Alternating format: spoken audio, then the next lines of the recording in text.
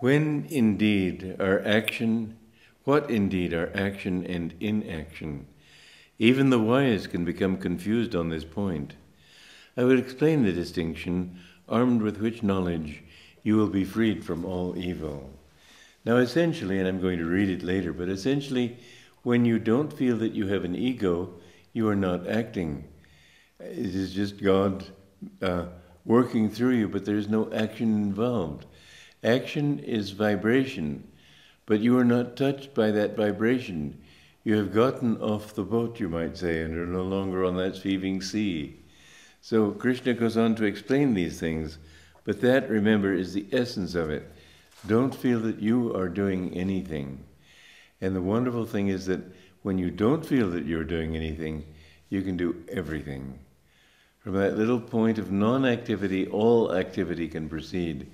Whereas once you're committed to a particular action, then you can't go in this direction or that direction. When you go skiing, as most of the viewers of this program will not know anything about, but I have enjoyed skiing. I can't say I've ever been a great skier, but I've enjoyed it. And when you've committed yourself to a particular direction, then you have to go in that direction. For example, if you come to a mogul, a bump in the road, in the hillside, you have to decide whether you'll go right or left around it, or over it, or perhaps jump over it. But as long as you're not committed, if you're in the spine, then you can move left or right easily. If you're not in the spine, if you're out here in your arms and legs, and you come to a mogul, and you've already started to turn left, then you can't turn right. You've already started moving left, and if you were to try to turn right, then you'd fall down. I remember one time I was on the ski slope, and there was a woman on the slope, and she had this, she didn't know how to turn. And so what she did was ski across the slope, fall down, get up, put her skis on, ski across, fall down, get up, put her skis on, fall, and so on down the slope. And I saw her at the top once, and I said, you know, one thing that will help you, if you become completely centered in yourself, you'll find it easy to turn, and you can turn left or right as you need to. And I saw her a few times later, and she said, you know, it works. She was thrilled. Well, this is something that yoga teaches. This is something that the Bhagavad Gita teaches. Be centered in yourself. And if you're not committed to an action, then you can easily go in any direction. But once that commitment is there, then you can't. So the commitment is ego. I want this, I want to go there, I want to perform this action, etc. As soon as you have that ego there, there's a commitment. There's a commitment to this little bump in space, which is you. If you can get rid of the ego, then you are centered in the self. And then it's very easy to turn any way you like. So if the action in inaction and the inaction in action, when you're completely centered, then there's no action, and the action itself is no action because you no longer commit yourself. Action in this case means a commitment to things. It doesn't mean not to act, it means not to be committed to that action. Well, let me go on.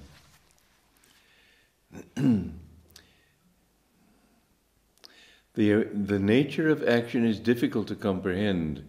To understand it, know the difference between right action, wrong action, and inaction. Well, I've helped you to understand those things in these talks.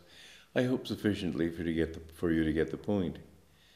He is a yogi of true discrimination who sees inaction in action and action in inaction. This is what I've been explaining.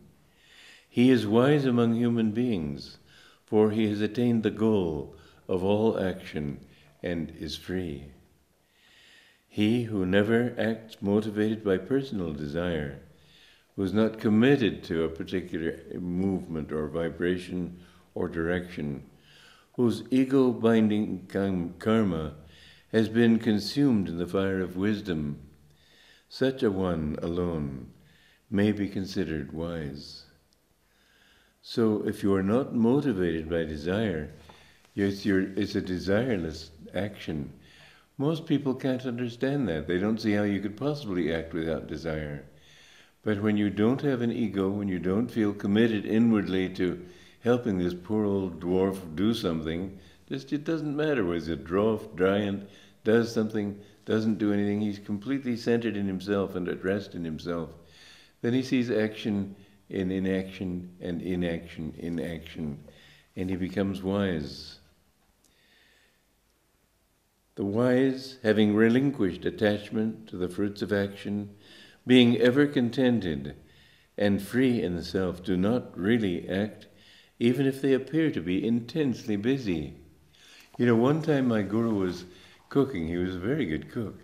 And there was a disciple of his, Meera, her name was, but before she took that Indian name, it was Veera Brown. And she was a very fine person. I used to know her. I did know her, I should say.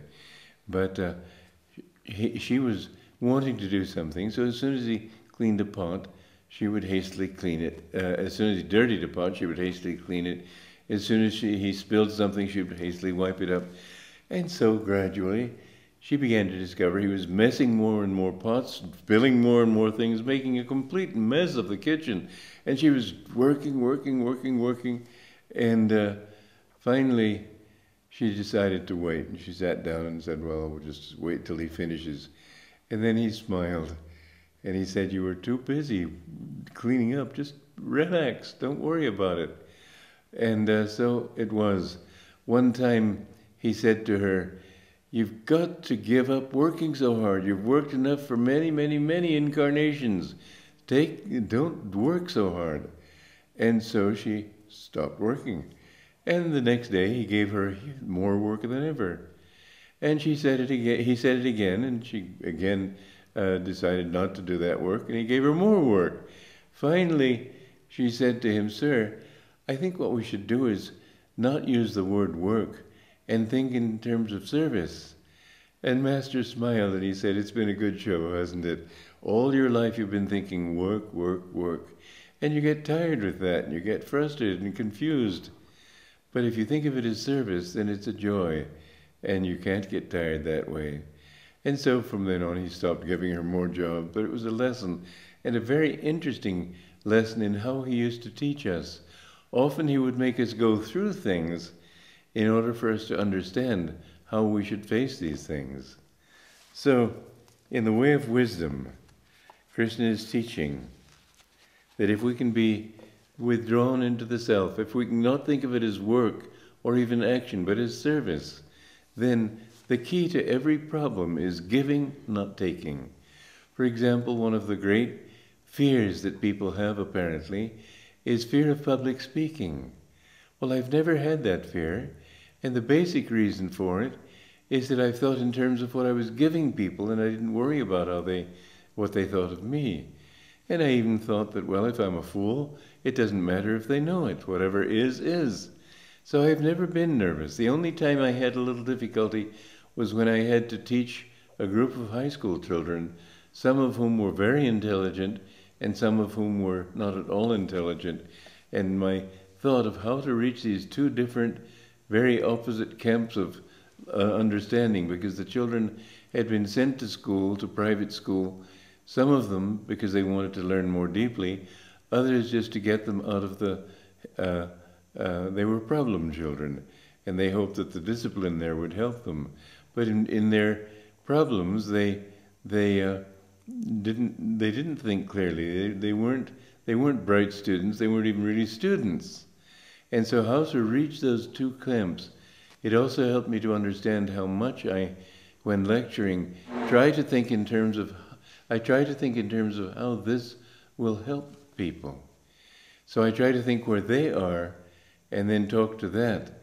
And like that story at the men's college in Shimla that I talked about recently, I was thinking in terms of where they were so I could take it from there to what I wanted to give them. When you're doing public speaking, think in those terms. And in these programs, I mean, there are lots of you out there listening to me, and you have many different levels of awareness, but I try to tune into where you are. Although it's difficult with a diverse crowd, nonetheless there is one common factor in all. and that is that everybody is seeking bliss. This is the point at which I can touch people.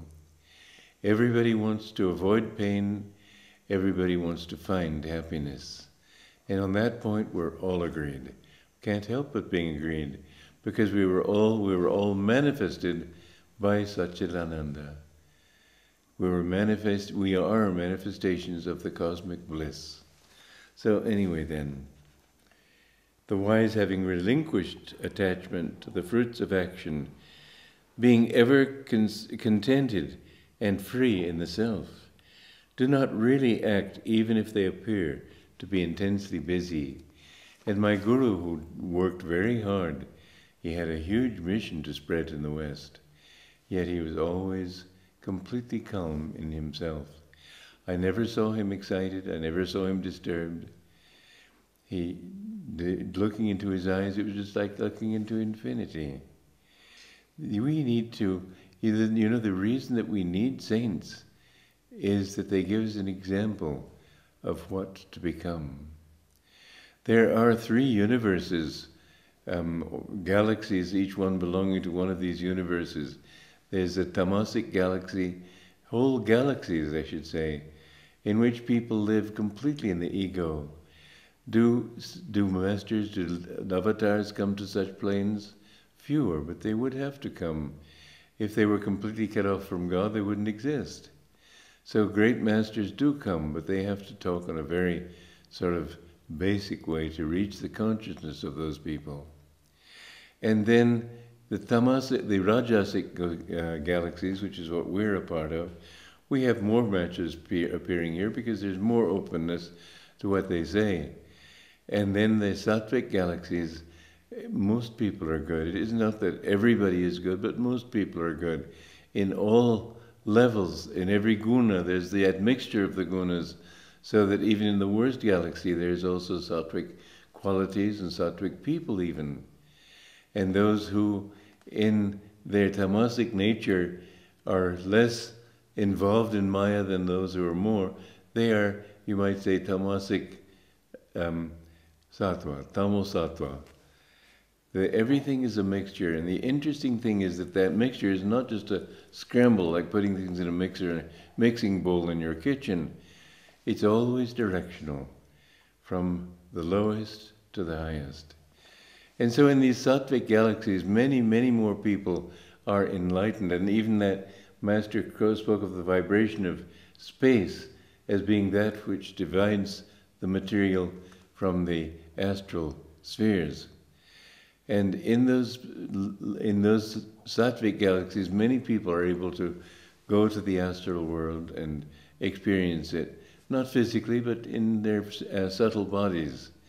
And many people are, many more people are dedicated to seeking God, and therefore it is that in those galaxies there are many more masters who come too.